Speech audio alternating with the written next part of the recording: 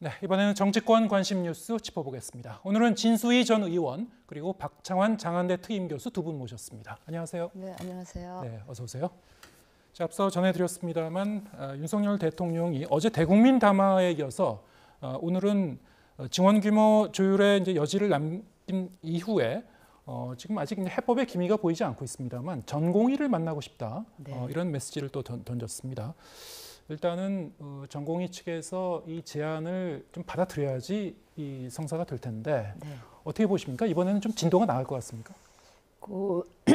대통령께서 어제 사실 담화 발표 이후에 첫 반응은 사실은 좀 안 좋은 게 사실이었습니다. 그런데 이제 그 정책실장께서 나와서 조금 또 해석을 해주시고 그렇지 않다, 좀 유연하게 접근을 하시려고 한다라는 말씀을 하고 나서는 이제 분위기가 좀 바뀌었고요. 오늘은 대통령께서 가장 지금 그 병원에 핵심이 되는 분들이 전공의고 그 전공의 사태로부터 이게 시작이 또 됐기 때문에 전공의들을 직접 만나시겠다고 얘기를 했기 때문에 만약에 그 만남이 성사되면 혹시 그 급물살을 탈 수도 있겠다 하는 생각을 해봤습니다. 네. 애초에 어제 담화 직후에 의료계 반응은 좀 말씀하셨다시피 뭐 그렇게 좋지는 않았는데요. 네. 평가절하하는 그런 그 분위기였는데, 자, 대통령이 직접 전공의를 만나겠다. 전공의들이 좀 어떤 반응을 보일 것 같습니까? 뭐 의사단체의 반응은 일관됩니다. 정원 2,000명에 대해서 취소를 하거나 또는 그것을 이제 바꿀 여지가 있다라고 하는 부분들을 전제로 하지 않는 이상 만날 필요가 없다. 뭐 이런 이제 강경한 입장이었습니다. 근데 이제 어제 그 담화문 50분 동안 전 제 기가 잘못된 줄 알았어요. 그러니까 50분 내내 정원 2,000명의 중요성, 당위성, 필요성 이걸 강조를 했거든요. 네. 그런데 오늘 자고 나니까 어젯밤에 뉴스가 바뀌었습니다. 이게 대통령의 뜻은 사실은 그게 아니고 행간에 정원 조정의 의지가 있다. 이런 것들이 들어있다고 그래요. 내 귀가 잘못됐나 그랬는데 뭐 어쨌든 그런 뜻이었다고 하니까 뭐 그렇게 정원 조정의 여지가 있다라고 한다면 전공의들도 만나야죠. 지금 국민들이 굉장히 불안해하고 있지 않습니까? 몸이 아프거나 생명이 위협받을 때 달려가야 될 곳이 사실은 대형 병원 응급실인데 이게 지금 제대로 가동이 안 되고 있어요. 국민의 생명을 담보로 지금 정부와 의료계가 갈등을 빚고 있는 거 아니겠습니까? 무엇보다도 국민 생명이 우선돼야 됩니다. 그러니까 일단 만나야 되는데 만나려면 대통령도 또 용산도 좀 더 전향적인 자세를 보여준다면 의료계도 화답하지 않을까 생각이 됩니다. 네. 어제 윤 대통령도 이 담화 과정에서 물론 몇 가지 전제를 달긴 했습니다만 이게 대화기구를 만들든지 아니면은 이 기본적인 어떤 이 핵심 쟁점에 대해서 좀 더 대화의 여지를 남겨두긴 했습니다만 물론 이제 오후 들어서 대통령실에서 좀 더 보충 설명을 하기도 하고 그래서 좀 더 절충의 여지를 남겨둔 것이다. 하지만은 기본적으로는 역시 이 2,000명 직원에 대해서 이미 의대마다 배정을 한 상태여서요. 네. 그것을 과연 되돌릴 수 있을 것인가 이런 현실적인 의문은 여전히 좀 남아 있고요. 그 부분에 대해서 여전히 정부가 고수한다면 과연 전공의들과 만나서도 어떻게 대화를 풀어갈 것인가 여기에 대해서 좀 가늠이 안 되긴 하는데 어떻게 보십니까? 이제 그게 숙제라고 할 수가 있는데 어제 사실은 제가 느낀 거는 대통령께서 정부가 왜 이 시점에 그 2,000명이라는 굉장히 큰 규모의 의대 그 정원 증원을 하려고 했는지가 국민들께 제대로 안 알려진 거 아니냐라는 판단을 하셔가지고 비교적 길게 그 정부의 입장이나 취지나 이런 거를 설명하느라고 50분 중에 상당 부분은 그 얘기에 그 얘기에 할애를 했고 뭐 그러나 그게 고정된 숫자는 아니다라는 걸 이제 마지막 부분에 그 첨언을 하셨고 대타협기구 얘기까지 했기 때문에 그 이 정원 수치 규모, 그러니까 증원의 규모에 대해서는 논의가 가능하다라는 이걸 놨는데 문제는 이렇게 전달되는 과정에서 앞부분이 너무 길다 보니까 대통령의 그 진위가 잘 못 전달됐다라는 판단에 이제 정책실장 홍보수석 여기 나와서 이제 그거에 대한 이제 부연 설명을 한 거고요. 오늘 대통령께서 이제 전공의를 만나겠다고 얘기하시는 거 보면 어제 담화의 내용에도 정원 규모 그 다시 논의할 수 있다는 가능성을 충분히 그 담아서 얘기를 했는데 그게 잘못 전달됐다는 거를 오늘 전공의하고 대화하겠다는 걸 네. 말씀을 하시면서 예. 그게 이제 밝혀졌다 뭐 이렇게 생각을 합니다. 예. 네. 아무튼 이 대통령실 입장에서 대통령의 좀 더 적극적인 그런 그 의지를 오늘 이제 표명을 한 건데 다시 한번 그 부분을 질문을 드리면요. 어제 대국민 담화에서 윤 대통령은 의사 집단의 이 집단적인 행동, 당체 행동을 카르텔에 비유하는 그런 얘기를 하기도 했습니다. 자, 이 말인즉슨 앞으로 이 흐름에 어떤 그 변화가 보이지 않으면은 좀 더 엄정 대응할 수도 있다. 이런 부분을 좀 시사한 거 아닌가?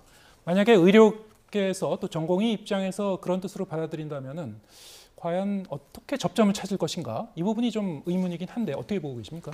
그렇죠. 이제 대화의 필요성은 뭐 정부도 대화하자라고 얘기를 했고 또 의료계도 이렇게 밀어붙이지만 말고 우리의 얘기도 들어달라 이런 이제 서로가 주장을 했기 때문에 대화의 필요성은 양쪽 다 공감을 하고 있다고 봅니다. 다만 대화의 전제, 즉 그동안에 이제 정부가 2,000명 정원은 건드릴 수 있는 부분이 아니다라고 못을 박았기 때문에 그동안 대화가 안 된 거거든요. 근데 이제 어제 왕곡 하나만 어쨌든 뭐 대통령이 행간 속에 숨겨서라도 정원 조정의 뭐 가능성을 조금 열었다고 하니까 뭐 의료계에서도 반신반의하는 분위기가 될 수 있다고 봐요. 그런데 이 정도 가지고는 그동안에 지금 뭐 의료계가 거의 쑥대밭이 되다시피 했어요. 대학 교수들마저도 이제 사퇴를 하고 있는 마당에 뭐 그러면은 이제 응급실이니 대학병원이 다 안 돌아가지 않습니까?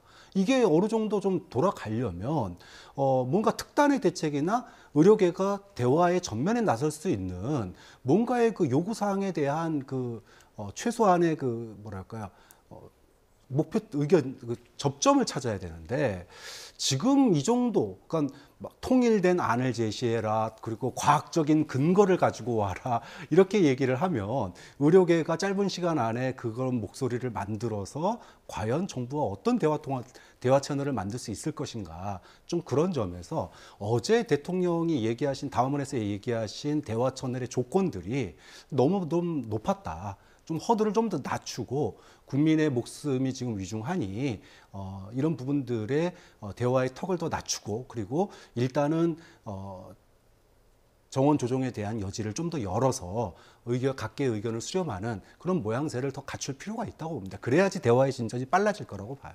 네. 근데 제가 한때 이제 보건의료 정책을 총괄했었던 입장에서 제가 그 대통령실이나 정부에게 두 가지 말씀을 꼭 드리고 싶은데 하나는 이 의대 정원을 그 증원하는 이 문제는 정답이 하나만 있는 게 아닌, 그러니까 정답이 하나여야만 하는 그런 시험 문제는 아니지 않습니까?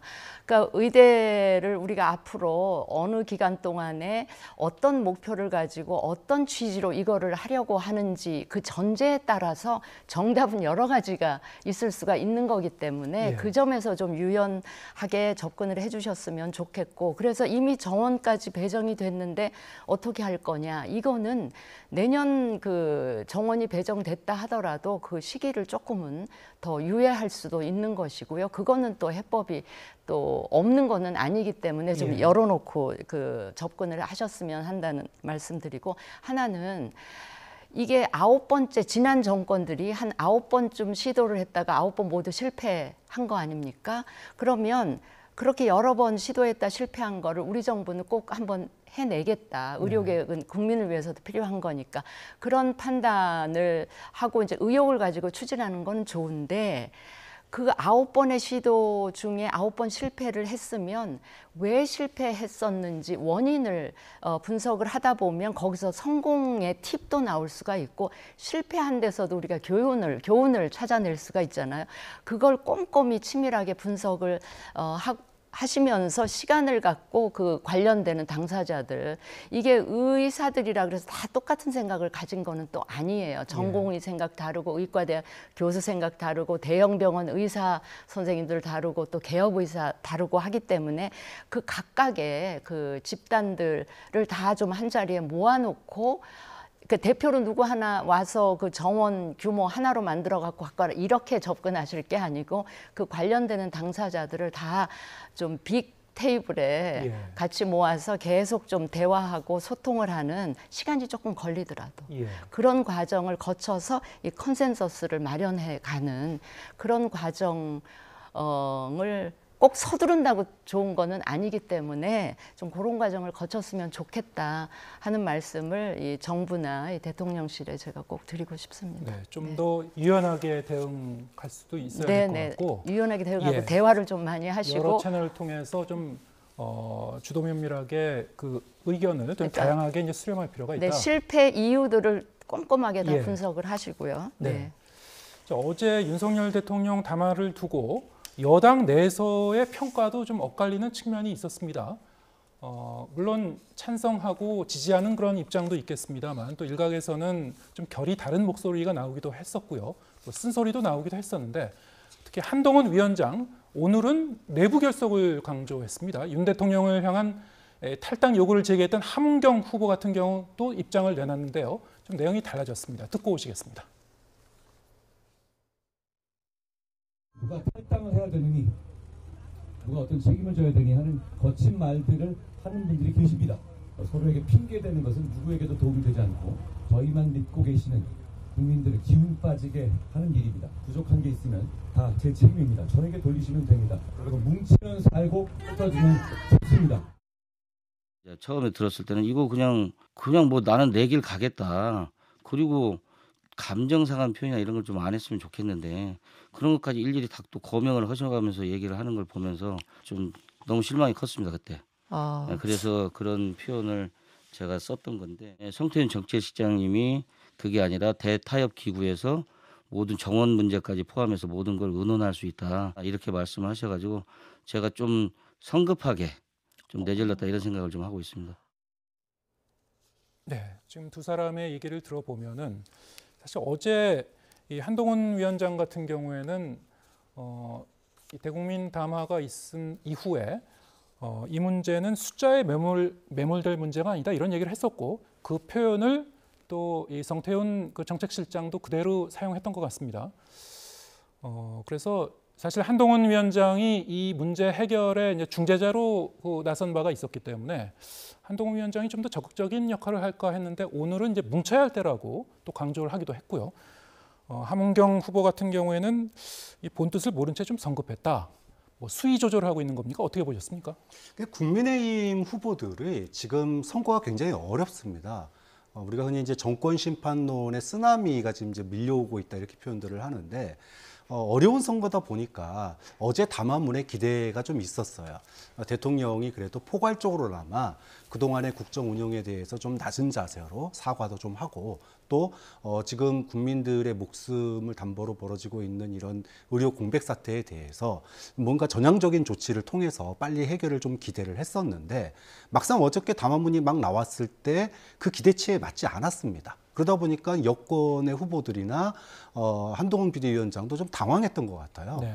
사전에 만약에 뭐 이게 정원 조정의 여지가 있는 거다 그랬으면은 그렇게 당황하지 않았을 겁니다. 아마도 대통령의 본뜻은 정원 조정의 여지가 있고 대화를 하자는 거다 이렇게 나왔을 텐데 뭐 정부에 부족한 게 저 때문만은 아니잖아요. 뭐 이러면서 그러고 당내에서도 여러 목소리가 나왔거든요. 그런데 어제 이제 오후가 들어서면서 소위 수습 국면에 들어갔습니다. 대통령의 행간의 뜻은 정원 조정에 있다. 이렇게 이제 정리가 되면서 수습 국면에 나섰고 자칫 이제 어제 그 담화문의 수위가 기대치에 미치지 못했다고 해서 내부에서 이제 반발의 목소리가 나오면 지금 이제 선거가 8일밖에 안 남은 상황입니다. 그러면 지지층이 4분 오열돼 버려요. 지금 가뜩이나 지지층 결집이 어려운 선거에서 꼭 필요한 상황인데 내부에 이런 그 소위 내부 총질의 목소리들이 나오기 시작하면 비판의 목소리들이 나오기 시작하면 지지층이 4분 오열되고 선거는 끝이거든요. 좀 그런 점에서 담화문의 어떤 기대치를 떠나서 지금은 우리가 이제 선거를 목전에 두고 있기 때문에 단합을 할 때다, 결집을 할 때다, 그리고 비판의 목소리는 자제하자 이런 분위기를 어제 지도부가 당내에 빠르게 확산을 시킨 거고 오늘 그 표현이 한동훈 비대위원장이 이제 내부 결속을 강조하는 걸로 이어졌다 이렇게 평가를 하고 싶습니다. 네. 지금 대통령과 이 정부 입장에서는 의료계에 이제 공을 던진 셈이다 이렇게 이제 간주를 하고 있고 네. 지금 의료계에서는 뭐 속 시원한 그런 반응은 나오지 않고 있고 그런 상황인데 자 그렇다면 총선을 앞두고 이게 국민의 생명과 안전을 담보한 상당히 중요한 민감한 문제입니다. 지금 의료 공백 사태 문제의 본질이 지금 해결이 될 기미가 보이지 않거든요. 자 이렇게 되면은 한동훈 비대위원장의 마음도 상당히 좀 급해지긴 할 것 같고요. 그렇죠. 수도권 출마 후보들을 중심으로 여기에 대해서 좀 더 전향적인 그런 태도를 요청하는 목소리도 계속 이어지긴 했었는데 어떻게 해야 될까요? 여당은 좀 어떻게 풀어갈까요? 이 시간이 얼마 남지 않았습니다. 그러니까 이제 여당의 한동훈 위원장 같은 분이 이제 그 혹시라도 대통령실과 이 그 의료계 쪽에 이제 중재 역할을 할 수 있으면 참 좋겠는데 이 한동훈 위원장부터가 지금 선거에 이제 원탑으로 선대위원장을 하시다 보니까 전국을 뛰어다니느라고 바쁘시잖아요.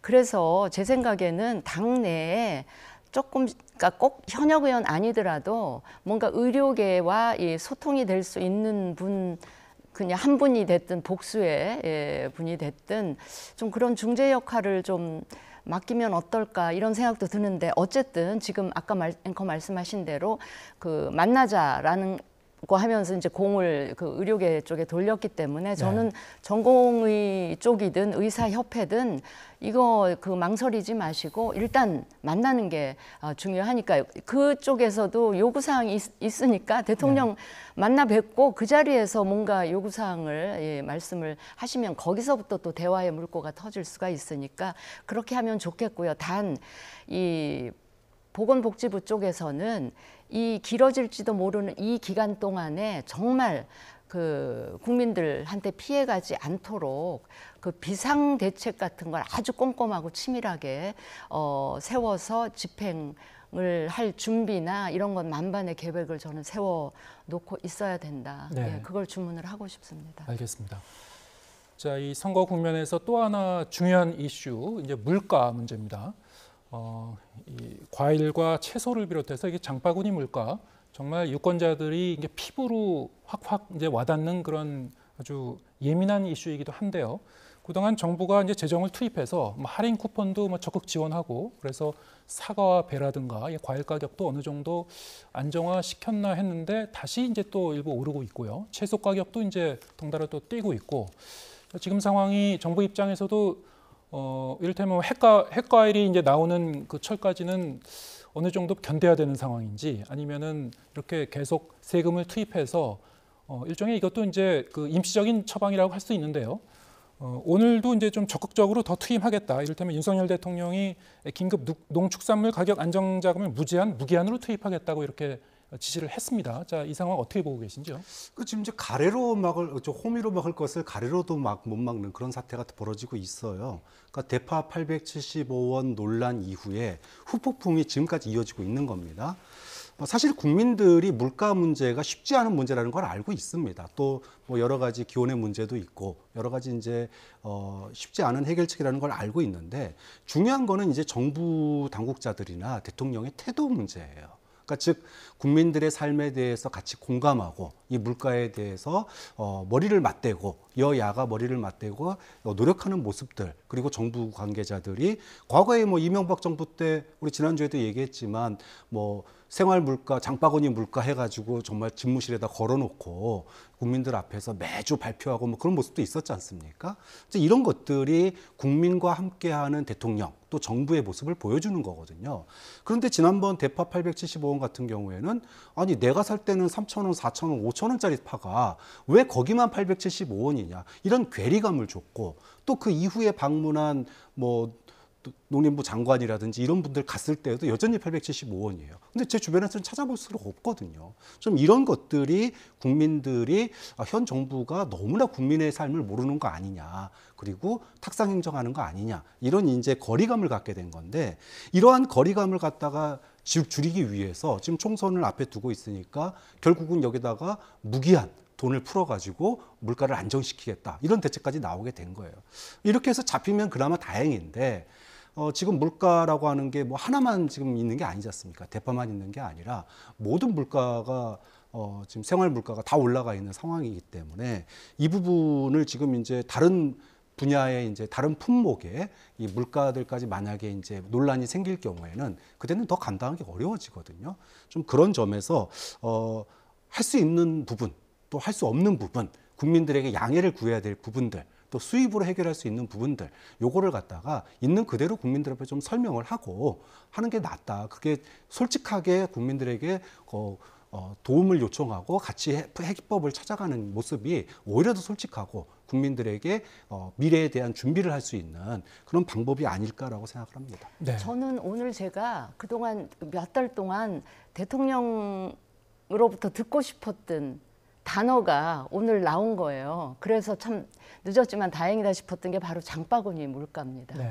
이게 물가 문제는 어제 오늘 물가나 인플레이션 문제는 어제 오늘 일이 아니고 또 비단 우리나라만의 문제는 아니죠. 그렇지만 이 서민과 중산층의 그 밥상에 올라오는 그런 품목들만이라도 정부가 모아서 장바구니 품목 패키지로 해서 특별한 관리를 좀 했으면 좋겠다는 생각을 몇 달 전부터 사실 했었는데 예. 그게 이제 오늘 이 발표되는 걸 듣고 제가 늦었지만 참 다행이다 이런 생각을 했는데 이거는요 이번 선거에 영향을 줄지 못 줄지 그거는 몰라도 그리고 그거는 중요하지가 않고요. 앞으로 이 문제는 대통령 임기가 3년이나 남지 않았습니까? 그러니까 대통령 임기 내내 장바구니 물가 특별 관리를 좀 하는 그 일을 지속적으로 좀 했으면 좋겠다 하는 바람을 갖고 있었는데 이제 네. 오늘 발표가 돼서 다행입니다. 예, 알겠습니다.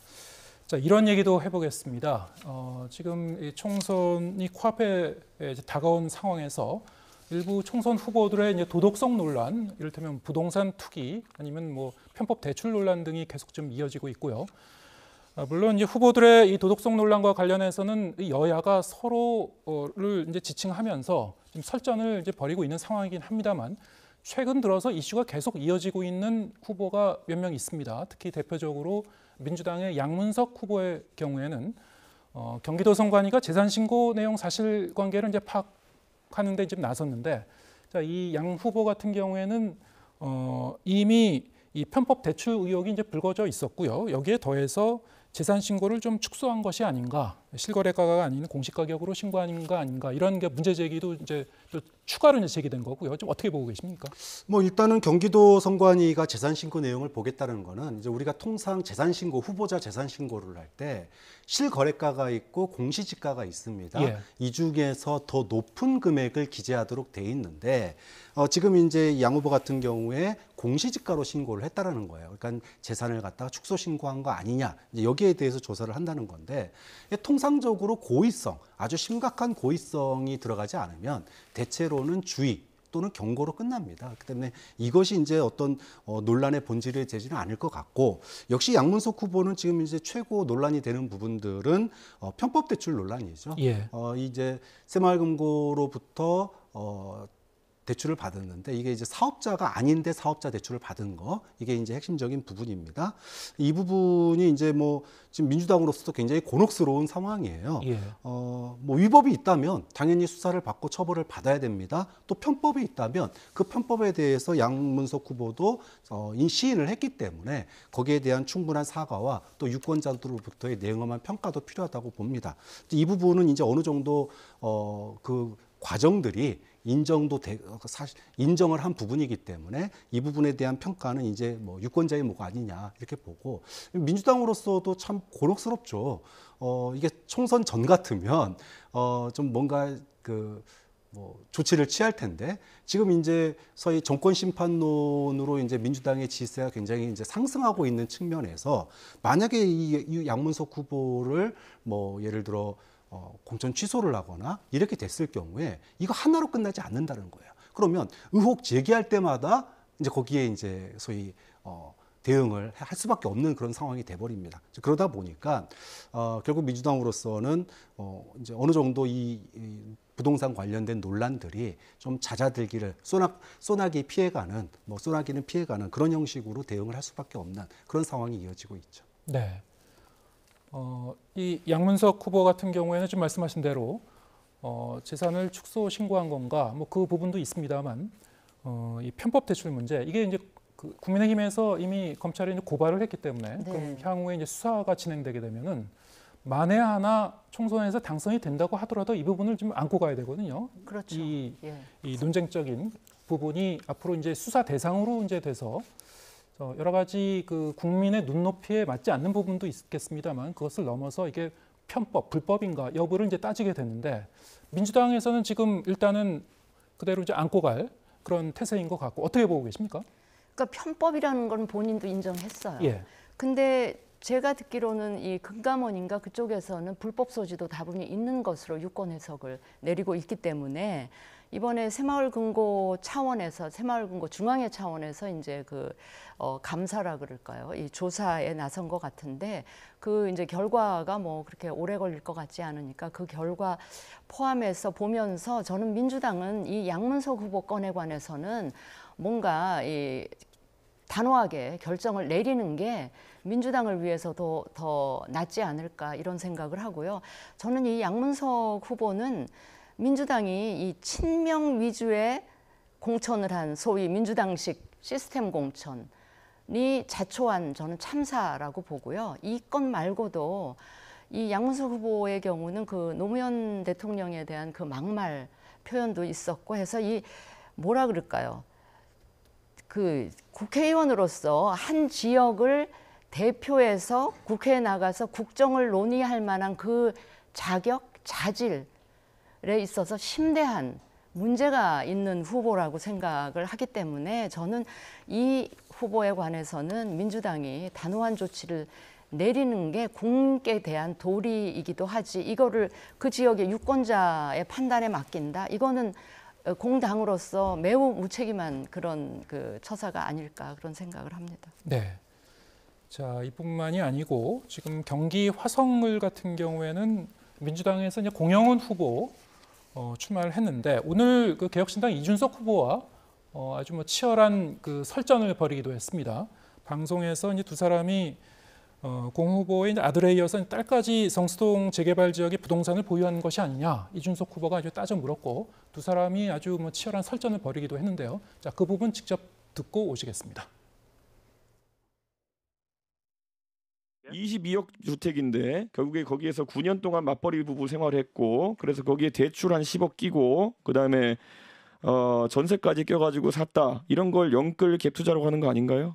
연골 갭 투자 젊은이들 많이 하잖아요. 예, 그러니까 예. 그거는 규정에 문제 없는 거 가지고 문제 삼으면 안 공교롭게도 되죠. 성수동에 이 안에 그러면은 전혀 지원이 없으십니까? 이 부부에 대해서 모든 게 법적으로 정당하게 절차가 이루어졌고요. 지원하셨군요. 일부 정려가 있었는데 정려세 다 냈습니다. 예. 그거 아주 클리어합니다. 네. 아빠 찬스에 이어서 이제 딸 찬스냐 뭐 이런 이제 논란인데 문제는 이게 역시 비슷한 이제 그 잣대가 되겠습니다만 아까 얘기한 대로 일반적인 국민의 눈높이에 맞는가? 이를테면 뭐 갭 투기 같은 경우에 근데 이 공영훈 후보 본인은 여기에 대해서 큰 문제의식을 가진 것 아닌 것처럼 그 방송에서 얘기하긴 했거든요. 자, 이 부분에 대해서 어떻게 보고 계십니까? 글쎄요, 뭐 사실은 이제 모든 증여라고 하는 것 자체가 부모 찬스 아니겠습니까? 그래서 뭐 증여 자체를 나쁘다고 얘기할 수는 없어요. 또 소위 말해서 관련된 세금을 갖다가 대신 내주는 것도 굉장히 큰 이제 관행처럼 되어 왔습니다. 근데 이 부분도 뭐 비판받을 부분이 많다고 봐요. 우리가 인사청문회에서 증여세를 냈지 않고 증여를 한 수많은 장관 후보자들을 얼마나 많이 봐왔습니까? 좀 그런 점에서 지금 이제 공영훈 후보와 이준석 후보 간의 이 날선 공방 이 부분이 이제 관심을 끄는데 이제 문제는 여기에 이제 불법과 편법을 떠나서 이제 국민 눈높이의 문제인 것 같아요. 소위 10몇억에 가까운 그러니까 10억 원에 가까운 이런 돈을 자녀가 어떻게 조성을 했는지 이런 부분들에 대한 입증과 또 대출 문제 이런 것들이 이제 되지 않을 경우에 사실은 이제 뭐 아빠 찬스, 부모 찬스 이 얘기가 나올 수밖에 없거든요. 이 부분은 뭐 공영훈 후보 사실 어느 정도 재산이 있는 후보들이라면 재산이 있는 분들이라면 자녀에 대한 증여가 편법적으로 증여되는 사례가 워낙 많기 때문에 이 부분은 또 우리 사회의 한 단면을 보여준다는 면에서 뭐 논란이 될 수 있는 부분이 있다고 봅니다. 다만 공영훈 후보 측에서도 이 부분에 있어서 이제 뭐 세금을 납부하지 않거나 또 고의로 숨기거나 이런 부분들은 없다라고 이제 반응을 했고, 또 반대로 이제 이준석 후보의 코인 문제를 또 이제 걸고 넘어지면서 이제 또 하나의 또 진흙탕 싸움으로 가고 있습니다. 이런 측면에서 지금 당 차원에서도 민주당 차원에서도 이렇게 부동산 문제가 다른 후보로 번지는 게 굉장히 곤혹스러울 수밖에 없어요. 그런데 당 차원에서는 뭐 위법이 있다면 당연히 수사하고 처벌을 해야 되고, 아까도 말씀드렸지만 편법이 있다면은 국민의 눈높이에 맞는지를 봐야 될 텐데, 이제 공영훈 후보 같은 경우에 지금 이제 논란이 이제 막 이런 구체적인 논란이 나오고 있기 때문에 향후 지역에서의 여론에 어떤 영향을 미칠지는 좀 지켜보아야 되는 상황인 것 같습니다. 아니, 지켜봐야 될 이거는요, 것이다. 설사 법적으로 문제가 없다 하더라도 예. 이 국민 눈높이에 문제가 있는 거는 분명하지 않습니까? 그런데 저는 공영훈 후보의 저 태도가 상당히 이 화성 을에 살고 계시는 주민들, 그 주민들의 평균 연령이 거의 35세 정도 된다고 알려져 있는데, 그 자기가 대표하고 대변한다고 생각하는 그 지역의 유권자들을 생각하면 저는 저런 태도는 굉장히 곤란하다고 생각해요. 일단 국민 눈높이에 안 맞기 때문에 좀 송구하다라고 일단 고개를 숙여야지. 증여세 다 냈는데 뭐가 문제냐 이러고 나오는 거는 정말 저는 그 문제가 좀 있다고 보고요. 저 화성을 지역에 계시는 유권자들이 과연 우리를 대표할 수 있겠는가, 우리를 대표해서 국회에 나가서 국사를 논의하는 우리의 대표자로 우리가 세울 수 있겠는가에 대해서 저는 심각하게 고민을 많이 하지 않을까, 그런 생각도 해봅니다. 네. 과연 유권자들이 여기에 대해서 어떻게 생각할 것인가. 아까 말씀하신 대로 아들에 이어서 딸도 아빠 찬스, 뭐 일반적으로 그런 일이 있을 수도 있겠다 싶습니다만, 이것이 국회의원으로 출마한 경우에는 일반인과는 좀 기준 잣대가 달라야 될 것이다. 뭐 이런 그 인식이 깔려 있는 것 같고요. 이 갭 투기와 관련해서 그러면 유권자들이 어떻게 평가할 것이고, 공영훈 후보의 이런 그 발언들에 대해서 어떤 반응을 보일 것인지, 이건 뭐 민심의 흐름을 우리가 좀 더 지켜봐야 되겠죠. 그러니까 저런 사고를 하는 분이 과연 그 지역 유권자들에게 얼마나 그 지역 유권자들의 삶과 뭐 이런 거에 대한 공감을 할 수 있을지 하는 거를 저는 의심을 하는 겁니다. 자, 이 여러 가지 후보들의 도덕성 논란, 혹은 여러 가지 이제 이 과연 유권자와 어느 정도 공감대를 갖고 있는가, 이런 데에 대한 그 근본적인 문제 제기도 한데요. 아까 우리가 토론의 전반부에서 다뤘던 뭐 의료 사태라든가 물가 문제라든가 이런 것은 좀 여권에서 지금 곤혹스러운 이슈들입니다만, 지금 주로 각 후보들과 관련해서 지금 제기되고 있는 이런 논란들, 의혹들은 주로 이제 민주당 후보들입니다. 공교롭게도. 또 한 가지 지금 본인의 발언으로 논란에 휩싸인 그런 후보가 있죠. 김준혁 후보, 역사학자 출신으로 이번 총선에 수원정에 이제 출마한 후보인데, 과거에 이른바 이 성상납 관련 발언이 논란에 휩싸였습니다. 이 부분 어떻게 보고 계신지요? 저도 논란이 된 그래서 그 근거로 제시한 논문을 살펴봤습니다. 그러니까 2004년도에 한 대학에서 발표된 논문의 내용인데, 이 당시 논문 내용을 보면은 한국 전쟁 당시에 미군 지휘부를 대상으로 하는, 미군 장교들을 대상으로 하는 위문 활동들이 많았는데, 이 활동 중에 김환란 당시 이제 이대 총장이 학생들이나 또는 졸업생들을 동원해서 위문 활동을 한 내용들이 나옵니다. 그리고 그 위문 활동에 대해서 사실상 매음이었다, 이런 이제 평가하는 내용이 나오거든요. 이 논문을 근거로 해서 김준혁 후보가 이제 한 방송에서 과거에 유튜브에서 발언한 내용이에요. 그래서 뭐 앞뒤 맥락을 갖다가 다 잘라서 굉장히 자극적으로 뭐 이대생들을 마치 이제 당시에 성상납한 것처럼 이렇게 묘사한 것은, 그거는 좀 고의적이지 않느냐. 이거는 뭐 김준혁 후보가 어떠한 근거도 없이 한 얘기는 아니고요. 다만 이제 그 근거가 이제 후속적인 연구라든지 또 중복되는 다양한 연구들은 아직 나와 있지 않기 때문에 그거 하나만 가지고 이렇게 단언하기에는 좀 어려운 측면이 있지만, 그렇다고 하기에는 이분이 뭐 이 문제를 갖다가 집요하게 장기간 반복한 것도 아니었고, 이제 관련된 언급을 한마디 언급하고 지나가는 수준의 말을 좀 잘라서 지금 논란이 되는 거거든요. 좀 그런 측면에서 김준혁 후보가 과거의 발언들에 논란되는 부분이 있지만 이번 논란 부분들은 너무 좀 뭐랄까요? 앞뒤 맥락 없이 딱 잘라가지고 좀 매도되는 측면이 있지 않냐. 그런 점에서는 관련된 논문과 내용 이런 부분들이 좀 풀로 조금 더 자세한 설명이 이어져야 된다고 봅니다. 네. 저는 김준혁 후보에 관해서는요, 이게 그 역사적 사실의 진위 여부와 관계없이 우리가 보통 이 명예훼손이라는 게 허위사실 유포에 의한 명예훼손도 있지만 사실 적시에 의한 명예훼손도 그렇습니다. 있거든요. 예. 이거는 뭐 이 후보 사퇴를 정치권에서 논하고 말고 그걸 떠나서 이 그 사실이 적시됨으로 해서 그 명예훼손 당했다고 느끼는 뭐 유가족이랄지 이화여대 같은 경우도 있기 때문에 그분들이 이제 어떻게 이 김준혁 후보에 대해서 법적 대응을 하느냐, 뭐 이런 문제가 관심이 될 수도 있을 것 같습니다. 네. 자, 이 부분은 특히 유권자 중에서 지금 말씀하신 대로 굉장히 예민하게 받아들일 그런 계층이 있고요.